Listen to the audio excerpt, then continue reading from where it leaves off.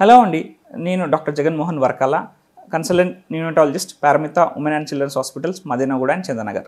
ఈరోజు డిస్కస్ చేయాల్సిన topic is కామన్గా పేరెంట్స్ మమ్మల్ని అడిగేది, మేము ట్రావెల్ చేస్తున్నాము, మేము మా ఫంక్షన్కి వెళ్తున్నాము, మేము మాతో పాటు క్యారీ చేయాల్సిన మెడిసిన్స్ ఏంటి, బాబుకి ఎమర్జెన్సీలో చిన్న చిన్న ఇబ్బందులు ఉన్నప్పుడు మేము ఏ మెడిసిన్స్ మా దగ్గర ఇంట్లో కానీ వెళ్ళే ట్రావెల్ కిట్లో కానీ అవసరమైన మెడిసిన్స్ ఏంటి ఉంటాయి డాక్టర్ గారు కొంచెం సజెస్ట్ చేస్తారా?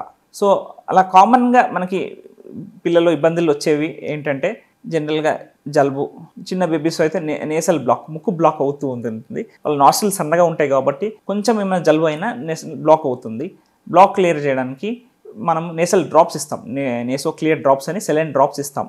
ఆ నేసో క్లియర్ డ్రాప్స్ పిల్లలు పుట్టినప్పటి నుంచి తల్లిదండ్రులు క్యారీ చేయడం చాలా ఇంపార్టెంట్ అండ్ అవసరం. ఎందుకంటే పిల్లలు ఆర్ ఆబ్లిగేట్ నేసల్ బ్రీదర్స్, అనగా వాళ్ళు పుట్టిన పిల్లలు న్యూబార్న్ బేబీస్ వాళ్ళు ముక్కుతోనే బ్రీతింగ్ చేయగలుగుతారు. వాళ్ళు నోరుతో చేయలేరు, ముక్కు బ్లాక్ అవుతే పెద్దవాళ్ళలాగా నోరుతో బ్రీతింగ్ చేయలేరు. సో కంపల్సరీ వాళ్ళు ఫీడింగ్ సరిగా చేయలేకపోతారు. ఒకవేళ నేసల్ బ్లాక్ ఉంటే నేసల్ డ్రాప్స్ వేసేసి నేసల్ క్లియర్ చేసేసి ఫీడింగ్ ఇస్తే సరిగా తీసుకుంటారు. సో నేసో క్లియర్ డ్రాప్స్ అంటే సెలైన్ నేసల్ డ్రాప్స్ అనేటివి పిల్లలు ఉన్న పేరెంట్స్ ప్రతి ఒక్కరు తమ కిట్లో కానీ తమ ఇంట్లో కానీ ఉంచుకోవాల్సిన అవసరం ఉంటుంది. దాంతో పాటు జ్వరం కోసము పారాసిటమాల్ డ్రాప్స్ వేస్తాము, సిరప్ ఇస్తాము. అది కామన్. అది పారాసిటమాల్ ఫీవర్ అనగానే తల వేడిగా ఉండగానే ఫీవర్ కాదు.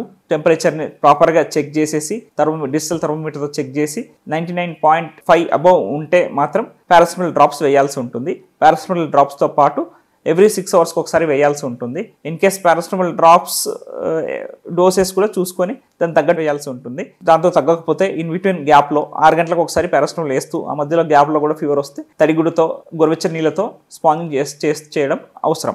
దాంతో పాటు ఇంకా కామన్గా పుట్టిన బేబీస్కి పాలు తాగే బేబీస్కి వచ్చే ఇబ్బంది ఏంటంటే డైపర్ ర్యాష్, అంటే డైపర్ ఏరియాలో ఎర్రగా అవ్వడం. దానికోసము డైపర్ ర్యాష్ క్రీమ్ అనేది క్యారీ చేయడం, ఇంట్లో పెట్టుకోవడం అనేది అవసరం.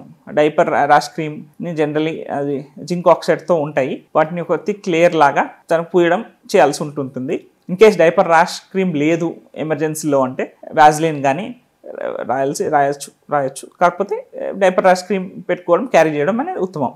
ఇంకా కామన్గా వచ్చే ఇబ్బంది ఏంటంటే బేబీస్కి ఒక్కోసారి విరోచనలు అవుతూ ఉంటాయి, మోషన్స్ అవుతూ ఉంటాయి, వామిటింగ్స్ వస్తూ ఉంటాయి. సో డిహైడ్రేషన్ కాకుండా ఉండడానికి వాళ్ళకి 6 నెలల తర్వాత పిల్లలకి ఓరల్ డిహైడ్రేషన్ సొల్యూషన్ ORS అనే ప్యాకెట్స్ దొరుకుతాయి మార్కెట్లో, మెడికల్ హాల్లో. అవి తెచ్చిపెట్టుకోవడం ఉత్తమం. పిల్లలకి అది 4.1 గ్రామ్స్ ఉంటుంది, 20 గ్రామ్స్ 22 గ్రామ్స్ ఉంటుంది. 4.1 గ్రామ్స్ 200 ml వాటర్లో పట్టించి గోరువెచ్చని నీళ్ళలో ఎంత వీలైతే అంత పట్టిస్తూ ఉండాలి.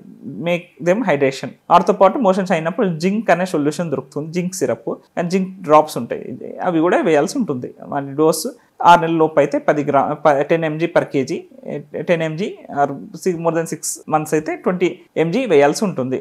వాటితో పాటు ఇంకా కామన్గా క్యారీ చేయాల్సిన మెడిసిన్స్ ఏముంటాయంటే బేబీస్ సడన్గా ఏడుస్తుంటారు, గుక్క పట్టి ఏడుస్తుంటారు. దానికి కామన్గా రీజన్ ఏముంటుందంటే కాలికీ పెయిన్, అంటే కడుపు నొప్పి. ఒక్కోసారి బేబీస్కి ఈవినింగ్ కోలిక్ అంటారు, ఈవినింగ్ టైంలో కడుపు నొప్పిలాగా వస్తుంటుంది. దానికోసం కాలికేట్ డ్రాప్స్ ఒకటి మనం క్యారీ చేయడం అనేది ఉత్తమం. వాటితో పాటు రొటీన్గా వేయాల్సిన మెడిసిన్స్ వైటమిన్ D డ్రాప్స్ అంటారు. అది 1 year వరకు తల్లిపాలు ఇచ్చే ప్రతి మదరు 1 year వరకు బేబీస్కి వేయాల్సి ఉంటుంది. సో వైటమిన్ D ఒకటి క్యారీ చేయడం కూడా అవసరం. వాటితో పాటు ఇండియన్ అకాడమీ ఆఫ్ పీడియాట్రిక్స్ వాళ్ళు సజెస్ట్ చేసింది ఏంటంటే ఐరన్ డ్రాప్స్ ఇవ్వాల్సి ఉంటుంది. 4 months అబోవ్ బేబీస్ అందరికీ ఐరన్ డ్రాప్స్ ఇవ్వాల్సి ఉంటుంది. ప్రీమెచ్యూర్ బేబీస్ అందరికీ ఐరన్ డ్రాప్స్తో పాటు అవసపాన్ D అంటే iron, calcium, phosphate, vitamin D ఉండే సిరప్ కూడా ఇవ్వాల్సి ఉంటుంది. దాంతో పాటు A to Z మల్టీవిటమిన్ కూడా ఇవ్వాల్సి ఉంటుంది. ఇవన్నీ కామన్ గా క్యారీ చేయాల్సిన మెడిసిన్స్. కానీ ఎప్పుడైనా ఇబ్బంది ఎక్కువ అయినప్పుడు డాక్టర్ని సజెస్ట్ చేయడం, డాక్టర్తో మాట్లాడి మెడిసిన్స్ వేయడం అనేది ఇంపార్టెంట్. Thank you.